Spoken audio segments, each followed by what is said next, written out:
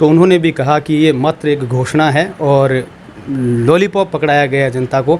ये ज़िला बन चुका है या इसमें कोई संशय है? ये नोटिफिकेशन वगैरह क्या चीज़ है ये? अब जिनको मुद्दे बनाने हैं, जिनको हर चीज़ में नेगेटिविटी देखनी है, जिनका दिमाग ही नेगेटिविटी में चलता है, वो अलग बात है। अभी समय मुद्दा बनाने का नहीं है। अभी जो सुजानगढ़ जिला बनाया है उसकी खुशी बनाने का समय है। जो ओवरब्रिज है उसकी भी उपचुनाव में घोषणा हुई थी और वो बन नहीं पाया। एक राजस्थान का नेता जिसकी शिष्या और जिसका बेटा चुनाव मैदान में सुजानगढ़ में होंगे आमने सामने, क्या कहेंगे? उनके जन में दिल दिमाग में बात बैठ गई है कि इस कांग्रेस को सरकार को रिपीट करना है। बीजेपी का फाइनल है, कांग्रेस से फाइनल है, पर आरएलपी भी मैदान में इस बार भी आएगी। जैसे एक छोटा सा उदाहरण दूं कि आज़ादी के बाद में राजस्थान में सिर्फ 2018 तक 211 कॉलेज खुले थे और आज 450 कॉलेज हो गए। यानी JDJ ज्वेलर्स क्षेत्र का पहला HUID digital hallmark gold jewellery का सबसे विशाल showroom JDJ jewellers, Bhamashah Gandhi Chowk, Sujangarh. Vaishali saris, सगाई, शादी, त्योहार सभी के लिए मनपसंद फैंसी साड़ियाँ, लहंगा चुन्नी, वैशाली साड़ीज, घंटाघर के पास, सुजानगढ़। नमस्कार दोस्तों, मैं नागेश कुमार कौशिक आपका स्वागत करता हूं KDH राजस्थान में। दोस्तों, राजस्थान में विधानसभा के चुनावों का बिगुल बज चुका है, आचार संहिता लग चुकी है और एक खास अपडेट आज जो अभी आई है कि राजस्थान में जो चुनाव हैं वो 23 नवंबर की बजाय 25 नवंबर को मतदान होने हैं। और अब मैं आगे जो सबसे बड़ा मुद्दा जो सुजानगढ़ का है उस पर भी बात करूंगा और कुछ खास बातों पर चर्चा करने के लिए मैं पहुंच चुका हूं विधायक मनोज जी मेघवाल के पास। और बहुत पुराना मुद्दा, दशकों पुराना मुद्दा सुजानगढ़ को ज़िला बनाने का, जिसको लेकर लंबा संघर्ष लोगों ने किया है और उस जनता की आवाज़ को मौजूदा मुख्यमंत्री अशोक गहलोत ने सुना और ज़िले की घोषणा की। और उसके बाद जो देखने लायक जो माहौल था, मैंने भी कार्यक्रम बनाया, किस तरह से लोग, जब विधायक जी जयपुर से अपने गांव सुजानगढ़ जब लौटे तो जिस तरह का एक माहौल था, पग पग पर लोग खड़े थे, हजारों लोग जो स्वागत के लिए एकदम आतुर थे, क्योंकि ये मुद्दा बहुत बड़ा मुद्दा था, लोगों के दिलों को छूने वाला मुद्दा था। जो अब है वो आचार संहिता लगने के बाद एक सवाल जो बार बार मुझे फ़ोन के माध्यम से भी लोग पूछते हैं और लोग जानना चाहते हैं कि आखिर इसमें क्या, कि नोटिफिकेशन जारी नहीं हुआ है, एक सवाल बार बार हुआ है, और क्या ये ज़िला बन पाया है, क्या होगा इसमें। तो इसमें वैसे स्पष्टीकरण के रूप में कल मुख्यमंत्री अशोक गहलोत ने सरदार सर में भी इसका एक बार वापस जिक्र भी किया है। जो लोग जानना चाहते हैं, मैं इस कार्यक्रम के माध्यम से, विधायक जी मनोज मेघवाल मेरे साथ में हैं, मैं विपक्ष भी इस पर एक मुद्दा बना रहा है। जो ही टिकट फाइनल हुई, मैंने संतोष जी से भी ये बातचीत की तो उन्होंने भी कहा कि ये मात्र एक घोषणा है और लॉलीपॉप पकड़ाया गया जनता को, ज़िला तो हम बनाएंगे। तो क्या कहेंगे, ये ज़िला बन चुका है या इसमें कोई संशय है? ये नोटिफिकेशन वगैरह क्या चीज़ है ये? देखिए, माननीय मुख्यमंत्री अशोक जी गहलोत ने सुजानचल क्षेत्र की जनभावना को देखते हुए सुजानगढ़ को ज़िला बनाया है। और मुख्यमंत्री जी घोषणा नहीं होती, वो गारंटी के साथ उनको लागू करते हैं, जैसी और योजनाएं लागू करती हैं। ज़िले का गठन हो गया है।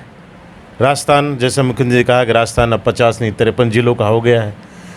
अब रही बात सीमांकन की, सीमांकन बाकी है अभी, और सीमांकन जो पहले ज़िले बने उनके भी रद्दोबदल हो रहे हैं। हर थोड़े दिनों बाद में सीमांकन जो है कम ज़्यादा हो रहा है। सीमांकन अलग चीज़ है, ज़िले का गठन, ज़िला सुजानगढ़ का गठन हो चुका है।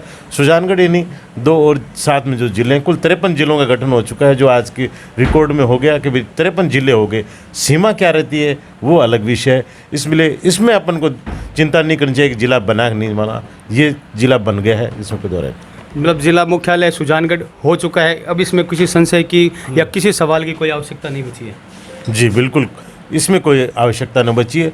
अब सवाल बाकी है कि इसका सीमांकन क्या रहता है, वो आने वाले समय में पूरा होना चाहिए, क्योंकि अभी आचार संहिता लगती है, चुनाव का समय, इसलिए इसमें ज़्यादा छेड़छाड़ी भी संभव नहीं है। उसके बाद में वो सीमांकन फाइनल हो जाएगा। तो ये जो नोटिफिकेशन को लेके जो विपक्ष जो इसको मुद्दा बना रहा है, तो क्या ये मुद्दा बनाना कितना उचित है, इसमें कुछ या इसमें कुछ तथ्य है? नहीं, अभी समय मुद्दा बनाने का नहीं है। अभी जो सुजानगढ़ जिला बनाया है उसकी खुशी बनाने का समय है। कि जो इसमें मतलब ये एक खाली जो है वो चुनावी एक मुद्दा बनाने की कोशिश की जा रही है आपके हिसाब से? अब जिनको हर चीज़ में कुछ न कुछ निकालना है मीन में, वो अलग बात है। बाकी जो काम हो चुका वो हो चुका। अब जिनको मुद्दे बनाने हैं, जिनको हर चीज़ में नेगेटिविटी देखनी है, जिनका दिमाग ही नेगेटिविटी में चलता है, वो अलग बात है। बिल्कुल।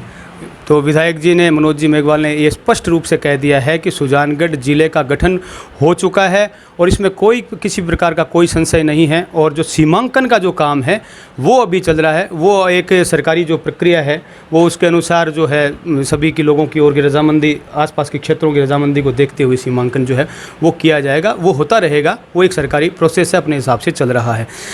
तो चुनावी मौसम आ चुका है और चुनावी मौसम में जो कांग्रेस से है तो लगभग फाइनल ही है, एक औपचारिकता मात्र बाकी है कि मनोज जी मेघवाल सुजानगढ़ से प्रत्याशी होंगे। फिर से एक औपचारिकता ही है, एक लिस्ट आनी, बाकी लिस्ट ही मान सकते हैं इसको। और अगर हम भारतीय जनता पार्टी से जो संशय था वो भी अब दूर हो चुका है। संतोष जी मेघवाल मैदान में आ चुकी हैं और उन्होंने एक प्रधान को, एक महिला प्रत्याशी को सामने आपकी टक्कर में उतारा है।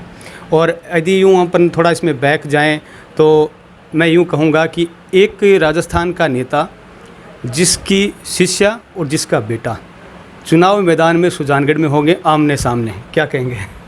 नहीं, इसमें आमने सामने कोई बात है। हर पार्टी को चुनाव लड़ने का लोकतंत्र अधिकार है। यही जो बाबा साहब ने संविधान बनाया था उसकी खूबसूरती है कि यहाँ हर व्यक्ति को अधिकार है कि वो चुनाव लड़े। हर पार्टियों को अधिकार है कि अपने पार्टी की विचारधारा पे चुनाव लड़े। जो पार्टियाँ अपने उम्मीदवार को लेके आएंगी सामने, जो घोषणा करेंगी वो उम्मीदवार आएगा, इसलिए उसमें कोई दिक्कत नहीं है। उनकी पार्टी, उनके उम्मीदवार, वो अच्छी बात है। वो चुनाव में जिनको उन्होंने तय किया है उनको चुनाव लड़ा रहे हैं। और कांग्रेस पार्टी का जहाँ तक सवाल है, कांग्रेस पार्टी की जो लिस्ट है नवरात्रा बाद कभी भी आ सकती है और उसमें कांग्रेस अपने उम्मीदवार का नाम तय करेगी। तो मतलब कितने मानते हैं कि कोई टक्कर बनेगी? चुनाव ही होता है, इसमें कोई दिक्कत होनी नहीं चाहिए।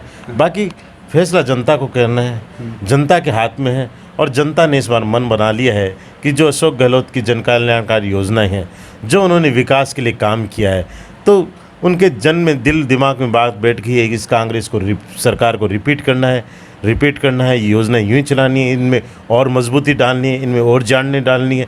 तो जो लोगों का मन बन गया है इस सरकार को रिपीट करने का, इसमें कोई अतिशयोक्ति नहीं है कि सरकार लोगों के दम पर, जन भावना जो लोगों की बन गई और मतदाताओं के दम पर ये सरकार रिपीट होने जा रही है। और उसमें सुजानगढ़ क्षेत्र की भी जनता ने मुख्यमंत्री जी की जो काम किए हैं, जो उन्होंने इस क्षेत्र को दिया है, उसको देखते हुए उन्होंने भी अपना मन बना लिया है कि कांग्रेस को विधायक चुनना है, कांग्रेस की सरकार बनानी है। बिल्कुल। और सुजानगढ़ जो जिला है, इस मुद्दे पर भी जो है मुख्यमंत्री जी को समर्थन मिलने वाला है? जी बिल्कुल। मुख्यमंत्री जी के प्रति जो प्यार स्नेह था, जिस दिन जिला घोषित हुआ उस दिन सड़कों पे नज़र आ रहा था, जनता में नज़र आ रहा था, सोशल मीडिया पे नज़र आ रहा था और हर व्यक्ति के चेहरे पे नज़र आ रहा था। जो मुस्कान थी, जो चेहरे उनके खिल रहे थे, वो दिख रहा था कि मुख्यमंत्री जी ने किस तरह की जन भावना का सम्मान करते हुए जो सौगात हुई है, वो सारा आप लोग उसके गवाह हैं कि आप देख रहे थे कि किस तरह के नज़ारे उस दिन थे। बिल्कुल। मैं खुद उस कार्यक्रम में मौजूद था और मैंने खुद उस कार्यक्रम को, जब लाखों लोगों ने उस कार्यक्रम को देखा है और सराहना की है, और बिल्कुल ये दिल से जुड़ा हुआ मुद्दा था।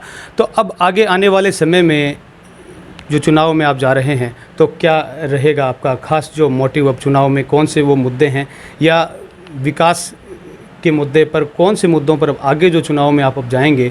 बिल्कुल आप अपनी उपलब्धियों को आप गिनवाएंगे और साथ साथ क्या जो चीज़ें हैं, क्योंकि कुछ एक चीज़ और मैं इसमें जोड़ूंगा, क्योंकि जो विपक्ष इस पर भी बोलता है कि जो ओवरब्रिज है उसकी भी उपचुनाव में घोषणा हुई थी और वो बन नहीं पाया।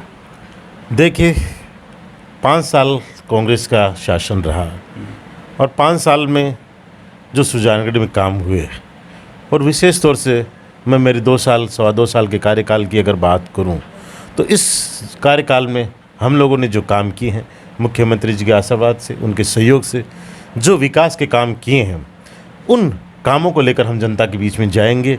और जो 2 साल पहले लोगों की जो डिमांड थी, लोगों ने जो बात बताई, लोगों ने जो विकास की मांग करी, लोगों ने जो अपने क्षेत्र के मुद्दे रखे, लोगों ने अपने गांव पंचायत की जो विकास के अपने कामों की हम तक बातें पहुंचाई, लगभग हमने इस 2 साल में पूरी की हैं। और यही उनके जो विकास के हमने काम करे हैं, उसके मुद्दे पर हम इस चुनाव में जाएंगे और उनसे भरोसा दिलाएंगे और उनको विश्वास दिलाएंगे आने वाले समय में भी ये विकास की यात्रा यूं ही चलती रहेगी, ये विकास का रथ हम रुकने नहीं देंगे, ये विश्वास दिलाते हुए इस चुनाव में हम जाएंगे। जहाँ तक आरओबी की आप बात कर रहे हैं, आरओबी का जो काम था वो 2 साल पहले बजट में स्वीकृत हुआ था और उसके बाद में उसकी डीपीआर बनी और डीपीआर को स्वीकृत होके और उसमें जो समय लगा, क्योंकि वो एक निश्चित प्रक्रिया है कि वो कम से कम 3 महीने का वो प्रोसेस डीपीआर का था। उसके बाद में उसकी मंजूरी में यहाँ से निकलते हुए वो रेलवे दिल्ली तक फाइल जानी थी, दिल्ली से घूमते हुए वापस सुजानगढ़ आनी थी। वो प्रक्रिया सारी कंप्लीट होगी। वो कंप्लीट होने के बाद में उसके टेंडर लगाए गए और टेंडर लग के, और टेंडर चूँकि ये 65 करोड़ का टेंडर है तो एक समय सीमा होती है कि इससे कम समय से पहले इस टेंडर को खोला नहीं जाता। उस जैसे कई टेंडर शॉर्ट टर्म के होते हैं कि 7 दिन, 15 दिन, 1 महीने पर, इसके टेंडर लंबी अवधि के होते हैं। तो वो टेंडर की अवधि ख़त्म होने के बाद में पार्टियां आई और उन पार्टियों के जो काम है कि उनके जो रेटें आई उन पे नेगोशिएशन के स्तर पर जो काम चल रहा था डिपार्टमेंट में, और उसी दरमियान ये आचार संहिता लग गई है। तो अब सिर्फ और सिर्फ वर्क ऑर्डर देना और काम शुरू करना है। ये समझिए कि शिलान्यास नहीं हुआ है, बाकी सारा काम हो चुका है। आरओबी जल्दी थोड़े दिनों बाद में शुरू होने वाला है और उसके बाद में जो बनने में थोड़ा समय लगता है इसको, क्योंकि एक जटिल काम है। बाकी ये सही है कि सुजानगढ़ का जो आरओबी है अब बनने जा रहा है। मतलब एक यूँ कह सकते हैं कि विकास का कोई ऐसा बड़ा मुद्दा आपने अपने हिसाब से कोई शेष छोड़ा नहीं है? नहीं, हमने कहा ना कि जो जो क्षेत्र की डिमांड आई, जो जो क्षेत्र की प्राथमिकताएं थी और जो जो लोगों ने अपने क्षेत्र की मांगें रखी, इस 2 साल में लगभग हमने पूरी की हैं। चाहे बड़े काम हो चाहे छोटे काम हो, हमने हमारे प्रयास में कोई कमी छोड़ी नहीं और मुख्यमंत्री जी के सहयोग से उन कामों को हम करने में कहीं न कहीं सफल भी हुए हैं। बिल्कुल। एक और राजनीतिक कमेंट भी आपसे लेता जाऊंगा, क्योंकि बीजेपी का फाइनल है, कांग्रेस से फाइनल है, पर आरएलपी भी मैदान में इस बार भी आएगी, पिछली बार भी आई थी उपचुनाव में और इस बार भी आएगी। तो क्या वोटों का जो है वो ध्रुवीकरण कर पाएगी या किसी तरह से किसका वो नुकसान मान लो होगा और किसको फ़ायदा होगा, क्या मानते हैं वो कितनी बड़ी भूमिका में होगी? जबकि दावा तो यहाँ तक किया जा रहा है, आरएलपी के नेताओं से मैंने बातचीत की कि राजस्थान में जो सरकार होगी उसमें एक बड़ी भूमिका, जो नई सरकार बनेगी उसमें बड़ी भूमिका आरएलपी की होगी। इस तरह का दावे भी किए जा रहे हैं।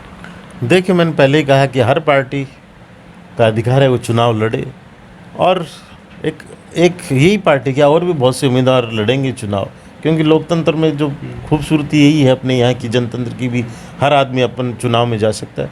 तो और भी प्रत्याशी आ सकते हैं चुनाव मैदान में, और भी पार्टियाँ आ सकती हैं, क्योंकि बहुत पार्टियाँ हैं, एक ही नहीं है, और वो अपने मुद्दों में चुनाव लड़ेंगे। बाकी फैसला जनता को करना है। और राजस्थान में हमेशा से ही 2 पार्टियों का दबदबा रहा है, ये भी सही है।